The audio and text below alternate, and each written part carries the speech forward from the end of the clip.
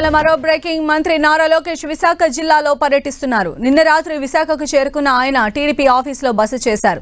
ఇక ప్రస్తుతం అనకాపల్లి జిల్లాకు బయలుదేరారు లోకేష్. కాసేపట్లో రాంబిల్లి మండలం సీతాపాలెం చేరుకుని blue jet health care private limited pharma కంపెనీకి శంకుస్థాపన చేయనున్నారు. 102 ఎకరాల్లో సుమారు 2300 కోట్ల పెట్టుబడితో ఈ ఫార్మా కంపెనీని నిర్మిస్తున్నారు. మొత్తం 3 దశల్లో ఈ కంపెనీ నిర్మాణం జరగనుంది. మొదటి దశ 2027కు, రెండవ దశ ఏప్రిల్ 2030కి, మూడవ దశ అక్టోబర్ 2031కి పూర్తి చేయాలని లక్ష్యంగా పెట్టుకున్నారు. ప్రత్యక్షంగా పరోక్షంగా సుమారు 5000 మందికి ఉపాధి లభిస్తుందని అధికారులు చెబుతున్నారు. శంకుస్థాపన అనంతరం మంత్రి లోకేష్ కంపెనీ ప్రతినిధులు, అధికారులు, ప్రజాప్రతినిధులతో సమావేశం కానున్నారు. మధ్యాహ్నం 2 గంటలకు రోడ్డు మార్గంలో బయలుదేరి 3